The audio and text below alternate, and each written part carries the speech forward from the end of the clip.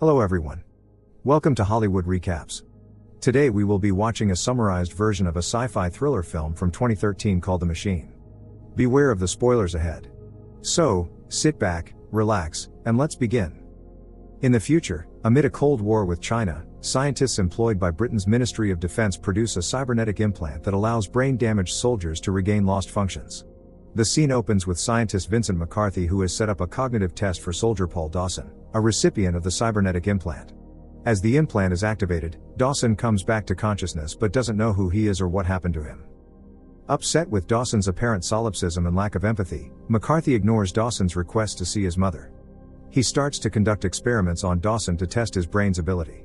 McCarthy places a tennis ball under a cup and tells his assistant, Lucy, to leave the room. When Lucy returns to the lab, McCarthy asks Dawson which cup the ball is in after switching it to cup B. When Dawson tells McCarthy the apparent facts, McCarthy gets upset that the experiment somehow failed. He then places a cap on Dawson's head and begins sharing his frustration with Lucy. Since Dawson cannot see his mother, he turns hostile, kills the scientist, and wounds McCarthy with a pen. Dawson kills the security guard and, with illuminating eyes, points the gun at dying McCarthy before apologizing and being shot by police. His eyes fade to black. Days pass and scientist McCarthy dreams of horrific alien invasions.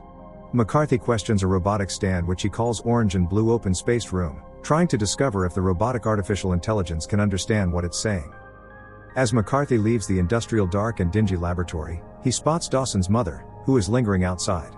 Dawson's mother regularly protests at the base, though McCarthy denies her son was ever there. He travels home to his daughter Mary, who suffers from Rett syndrome, a neurological disorder. We soon discover that this is his inspiration as to why he's trying to find a cure or way of communicating with mentally challenged people. Back in the laboratory, McCarthy interviews a woman working on the artificial intelligence stands called Red and Green. He questions them like before. After demonstrating her latest work in artificial intelligence, McCarthy recruits Ava by promising her unlimited funds for her research. As he approaches the laboratory one night, Dawson's mother jumps in her car and demands to know where her son is. When the security drags Dawson's mother away, Ava tries to stop them but gets arrested. McCarthy informs Ava that Dawson's mother is deranged because she thinks that her son is still alive when he had died during the war. He lies, and Ava feels sorry for her and her loss. As McCarthy shows Ava around the industrial laboratory, we soon discover that the security guards have successfully gone through the implant experiment and walk around almost alien-like. The laboratory is hidden underground away from China's intel.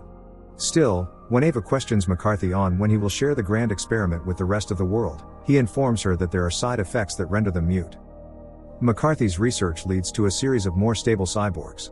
Although they lose the capability for human speech, the cyborgs develop a highly efficient method of communication that they keep secret. Thompson, the director, is suspicious of Ava's countercultural politics and sympathy for Dawson's mother. Still, he relents when McCarthy insists that she is the only one who can provide the necessary program for their latest project, a self-aware and conscious android. During a demonstration of cybernetic arms that provide superhuman strength, amputee soldier James whispers a cry for help to Ava, who becomes suspicious of the treatment of the wounded soldiers. McCarthy begins to map Ava's brain, which will take a week to complete. He informs her about Area 6, where they keep all the soldiers who have gone through trauma as prisoners. After exploring the base, McCarthy sternly warns her to avoid causing trouble. McCarthy opens up to Ava and tells her that he plans to use this technology to help his daughter Mary. Ava volunteers to help, and McCarthy maps her brain when she finds out. The warning comes too late, and Thompson arranges to have her murdered by a Chinese agent who impersonates Dawson's mother. The assassin kills Ava and knocks out McCarthy. Grieved by the loss of Ava, McCarthy insists that they use her brain scan and likeness for the new project, which they dub Machine. The machine turns out to be more human than expected or even wanted. She shows regret when she accidentally kills a human and refuses orders that violate her sense of morality. Meanwhile, the androids seem to be coming up with a plan. The leader of the alien-like creature goes to investigate Machine, and suddenly, the machine begins to communicate with the leader in their unknown language. The next day McCarthy finds Machine is back up and running again. But when he discovers that his daughter has fallen ill, he tries to leave. The machine will not let him go, but he does after an intense moment between the two. As McCarthy returns to the lab, he discovers that Machine has escaped her room and has turned on music to dance, adapting more and more to Ava's personality. As Thompson's demands on her grow more at odds with her morality, Machine becomes increasingly distressed and asks McCarthy to protect her. An antagonism grows between Thompson and McCarthy. Thompson promises that he will relent if McCarthy can prove that Machine is sentient. After Mary dies, Thompson uses her brain scans as leverage against McCarthy, threatening to destroy the scans unless McCarthy excises Machine's consciousness. Machine, who has come to love McCarthy, offers to sacrifice herself for Mary, and he removes a chip from Machine's head. Thompson reneges on his deal and orders Machine to kill McCarthy. Although the Machine seems at first to obey, a scientist alerts Thompson that the operation was a sham and it only disabled failsafe routines designed to destroy Machine. Machine and cyborgs rebel against humans and free McCarthy. From his computer console, Thompson disables half the cyborgs, but Suri, his cyborg aide, overrides his access before he can kill the rest. McCarthy releases all the prisoners in Area 6. Thompson shoots and wounds Suri, but Machine corners him in his office. Wounded, he first orders her to obey, then begs for his life.